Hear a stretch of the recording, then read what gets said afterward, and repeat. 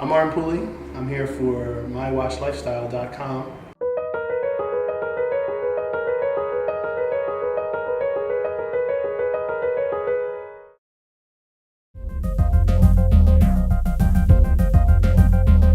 I got into the business because I was around it with my family when I was young.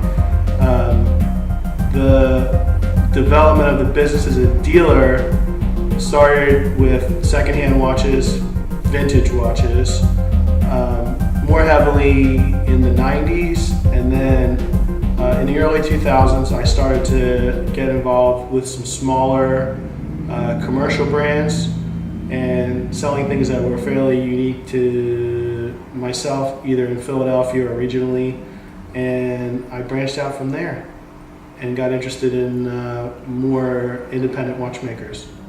So I was looking to do advance with independent brands that don't necessarily have the voice or the budget to promote with a lot of advertising and marketing, but we're really interested in watches as horological art from independent watchmakers that make their own watches.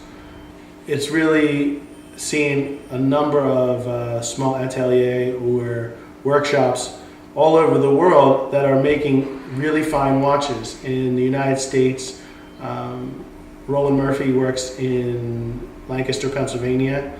Lancaster had the longest running mechanical watchmaking tradition of any place in the United States, is now making in-house watches with in-house movements, not in a huge series, but producing very fine mechanical watches, all of his own making, with a small team in his own building. And there's small watchmakers in Finland. I work with Sarpaneva.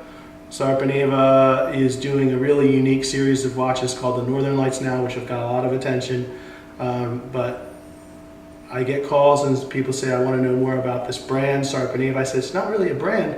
This is a watchmaker. And he sits down and he makes each watch himself, and he works as fast as he can to produce a really small number of watches in a year, but the watches are fantastic, and typically they don't get into the upper end of the price range what a lot of independent watches become.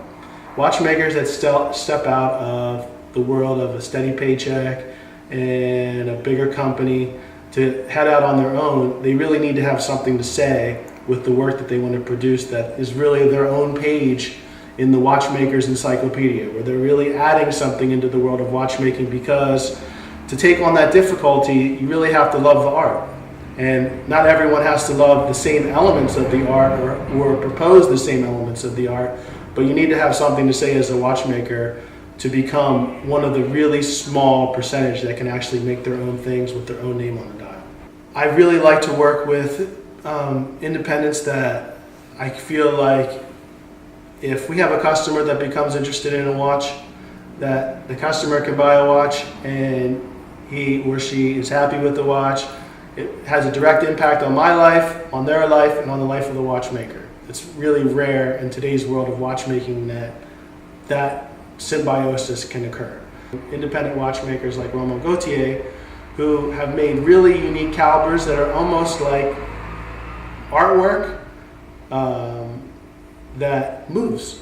And they're really unique calibers that focus on unique functions like a fusee drive, which is a chain drive movement, or unique hand finishes. These kind of things head into the upper echelons of what watches may cost, but they're completely handmade and they are art. So not everything has to be stratospheric to find something interesting in the watch world. And that's really what interests me. So that's what we have for you today from Martin Pulli here in Manayunk on the outskirts of Philadelphia.